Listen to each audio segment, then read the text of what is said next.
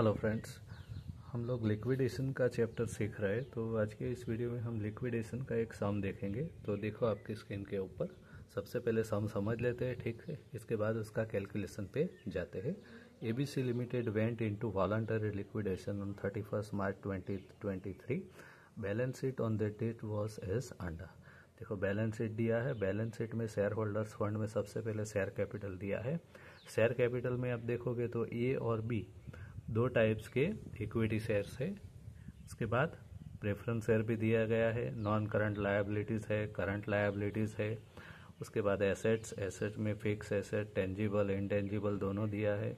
उसके बाद current assets भी दिया है, ठीक है। उसके बाद एडिशनल इन्फॉर्मेशन दिया है। The creditor, the liquidator is entitled to a commission of 3% on all assets realise except cash and 2% on amount distributed to unsecured creditors other than preferential creditors. The assets realized as follows. Assets का realization value जो दिया है वो यहाँ पर है, ठीक है। Land and building, plant, patent, stock and debtors का। The expense of liquidation amount to ₹60,000. The preference dividend was in arrears for 2 years. 2 years से preference dividend पेड किया नहीं है, एरियर है, ठीक है। तो वो हमें प्रेफरेंस शेयर होल्डर्स को उनके प्रेफरेंस शेयर कैपिटल के साथ में पेड करना पड़ेगा। Prepare liquidators final statement of accounts. Liquidator का फाइनल स्टेटमेंट जो है अकाउंट्स का वो हमें प्रिपेयर करना है, ठीक है। तो इतनी इन्फॉर्मेशन अवेलेबल है हमारे पास। इससे हमें लिक्विडेटर का जो फाइनल स्टेटमेंट है उसको प्रिपेयर करना है। तो देखो आपके स्क्रीन के ऊपर राइट साइड में liquidators final statement of receipt and payments. देखो सबसे पहले हम इनकम पे आते हैं। तो रिसिप्ट के साइड पे सबसे पहला कैश और बैंक बैलेंस लिखा जाता है। तो आपके बैलेंस शीट में देखो कैश जो है वो 1,50,000, तो 1,50,000 हम यहाँ पे लिखेंगे। उसके बाद second, to surplus from fully secured creditors. अगर फुल्ली सिक्योर्ड क्रेडिटर्स जो प्रॉपर्टी है, ठीक है, उनके पास वो खुद बेच देते हैं और रिमेनिंग अमाउंट जो है सरप्लस वो लिक्विडेटर को देता है, तो यहाँ पे वो अमाउंट आता है, नहीं तो नहीं आएगा। यहाँ पे ऐसा कुछ दिया नहीं है। टू एसेट्स रियलाइज, जितनी भी एसेट्स है उनका रियलाइजेशन वैल्यू जो होता है वो यहाँ पे लिखेंगे। तो देखो सब में नीचे दिया है लैंड एंड बिल्डिंग 10 लाख, ठीक है। उसके बाद plant 8 lakh, patents 1,60,000, stock 2,50,000 and debtors 4,50,000 and total इन सभी 5 एसेट्स का टोटल रियलाइजेशन अमाउंट जो है वो है 26,60,000।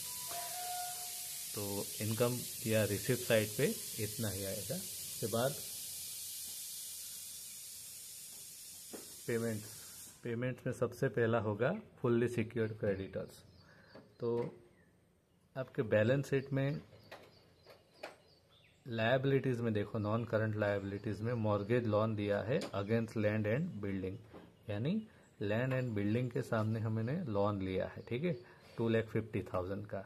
तो ये जो होगा वो फुल्ली सिक्योर्ड क्रेडिटर्स में जाएगा, क्योंकि हमने लोन तो लिया है पर लैंड एंड बिल्डिंग मॉर्गेज किया है। तो 2,50,000 जो है वो आपका फुल्ली सिक्योर्ड क्रेडिटर्स में जाएगा। उसके बाद लिक्विडेशन एक्सपेंसेस इफ एनी। तो बुक आपके सम में देखो लिक्विडेशन एक्सपेंसेस 60,000 दिया है, तो 60,000 लिखेंगे।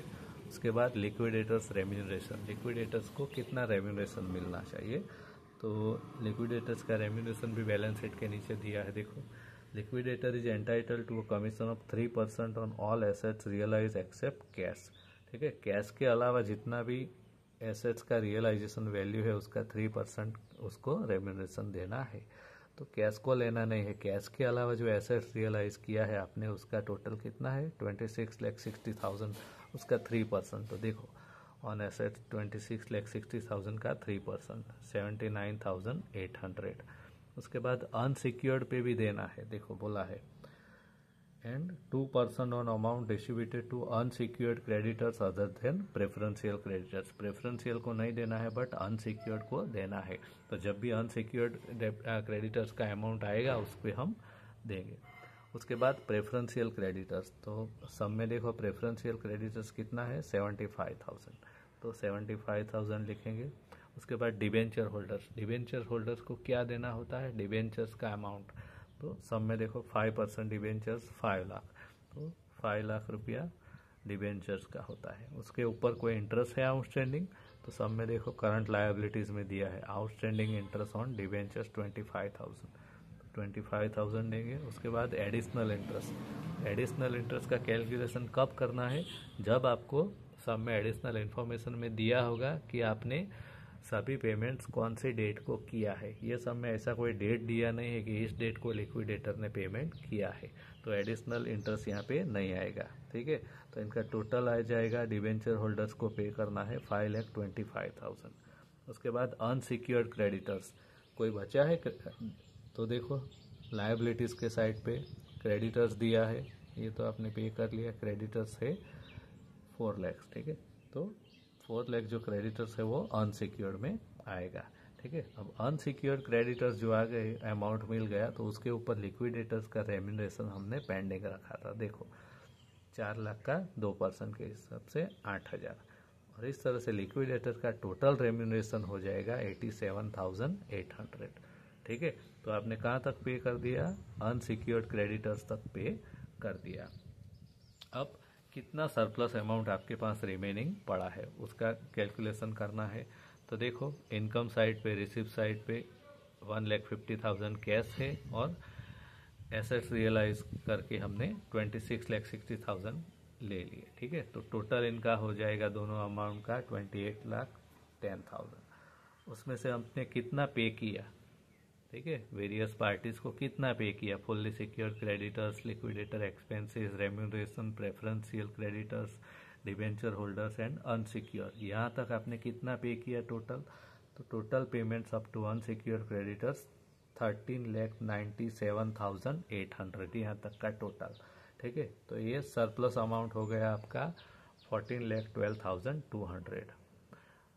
इतना आपके पास सरप्लस अमाउंट बचा है शेयर होल्डर्स को देने के लिए। अब इसमें से सबसे पहले प्रेफरेंस शेयर होल्डर्स को देना पड़ेगा। तो प्रेफरेंस शेयर होल्डर्स का अमाउंट कितना है वो देखो सब में, तो सब में दिया है प्रेफरेंस शेयर होल्डर्स का अमाउंट 10 लाख है। ठीक है, तो लिखेंगे 10 लाख प्रेफरेंस शेयर कैपिटल। इसके बाद उनको डिविडेंड अगर अनपेड है, आउटस्टैंडिंग है, तो डिविडेंड भी देना है। ये सब में एडिशनल इन्फॉर्मेशन में दिया है कि 2 इयर्स का डिविडेंड जो है वो ड्यू है। देखो the preference dividend was in arrears for 2 years. ठीक है, तो 2 इयर्स का डिविडेंड कितना होगा वो कैलकुलेट करना होगा, 10 लाख। ठीक है, पेड अप शेयर कैपिटल है प्रेफरेंस शेयर, और कितना परसेंटेज का है, 6%। तो 6% का गिनोगे, 10 लाख का 6% तो 60,000 आएगा एक साल का। यहाँ पे 2 साल का बाकी है, तो 60,000 एंड 60,000 1,20,000। तो 1,20,000 जो है वो आपका डिविडेंड है, यानी प्रेफरेंस शेयर होल्डर को टोटल 11,20,000 पे किया जाएगा। ठीक है, तो प्रेफरेंस शेयर होल्डर को अगर 11,20,000 इसमें से पे कर देते हैं, तो आपके पास रिमेनिंग अमाउंट कितना बचेगा वो यहाँ पर कैलकुलेट करना होगा। तो इतना देने के बाद जो रिमेनिंग अमाउंट होगा वो होगा 2,92,200 surplus amount for equity share holders. Equity share holders के लिए आपके पास इतना ही अमाउंट बचा है, जबकि इक्विटी शेयर होल्डर्स को देना कितना है टोटल। तो बैलेंस शीट में देखो इक्विटी शेयर होल्डर्स 2 टाइप्स के हैं, ए एंड बी। ए के ऊपर 5 लाख है और बी का 9 लाख, 5 और 9 14 लाख है टोटल। ठीक है, टोटल 14 लैक्स हमें amount to be return to equity shareholders. 14 lakh हमें रिटर्न करना है, बट हमारे पास बचा कितना है, ओनली 2,92,200। तो इसमें से ये हम माइनस करेंगे तो हमें पता चलेगा कि कितना अमाउंट कैपिटल डेफिशिएंसी में जा रहा है। तो 11,07,800 जो है वो आपका कैपिटल डेफिशिएंसी हो रहा है। ठीक है, अब ये टोटल कैपिटल डेफिशिएंसी है। We have to find out capital deficiency per share. तो उसको कैसे फाइंड आउट करेंगे, capital deficiency divided by number of equity shares. ठीक है, तो कैपिटल डेफिशिएंसी का अमाउंट है 11,07,800 divided by number of equity shares. Number of equity shares कितना है, अमाउंट नहीं देखना है, नंबर। ए का 5,000, बी का 15,000, प्रेफरेंस लेना नहीं है, तो ए और बी मिला के 20,000।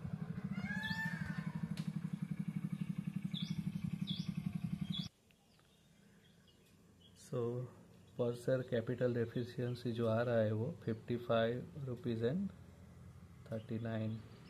ठीक है। तो इतना आपका पर शेयर कैपिटल डेफिशिएंसी आ रहा है। अब इक्विटी शेयर होल्डर को रिटर्न करना है, उनके पास से कॉल करना है, ठीक है। तो उसका कैलकुलेशन है, क्या करना है, पेड अप में से कैपिटल डेफिशिएंसी आपको माइनस करना। तो पर शेयर जो आया 55.39 रुपीज़, ठीक है। अब इक्विटी शेयर होल्डर के पास से उनको रिटर्न देना है या उनके पास से कॉल मंगवाना है, उसका कैलकुलेशन भी करना पड़ेगा। क्या करेंगे, पेड अप जो है उसमें से कैपिटल डेफिशिएंसी माइनस करेंगे। तो दोनों इक्विटी शेयर पे देखो, प्रेफरेंस में नहीं देखना है, ओनली इक्विटी। पेड अप कितना है, ए में 100 और बी में कितना है 60, ठीक है। तो ए में 100, बी में 60, उसमें से कैपिटल डेफिशिएंसी पर शेयर जो है 55.39, ये हमें माइनस करना है। ये अमाउंट अगर प्लस में आता है तो रिटर्न करना है, माइनस में आता है तो उनसे कॉल करना है। तो 44.61 रुपीज़ आता है, ये उनको रिटर्न देना है, और बी इक्विटी शेयर होल्डर्स को 4.61 रिटर्न करना है, क्योंकि दोनों अमाउंट प्लस में आया, ठीक है। अब उनको रिटर्न करना है। तो equity shareholders A and B, ठीक है। ए को कितना करना है, हमने देखा 44.61 पर शेयर, और बी को 4.61। नंबर ऑफ शेयर कितने हैं, ए के 5,000, बी के 15,000, 5,000 शेयर एंड 15,000 शेयर, ठीक है।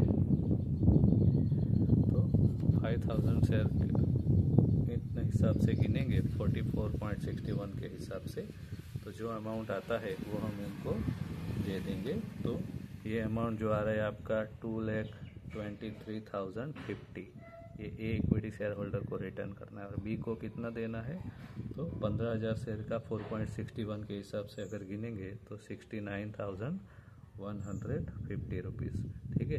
इतना बी इक्विटी शेयर को रिटर्न देना है, ठीक है। उनको देना ही है, यानी उनसे मंगवाना नहीं है, यानी कोई कॉल आएगा नहीं। अब टोटल करेंगे तो दोनों साइड का टोटल जो आएगा आपका वो होगा 28,10,000। रिसिप्ट साइड का और पेमेंट साइड का भी आपका टोटल जो आएगा वो होगा 28,10,000, ठीक है।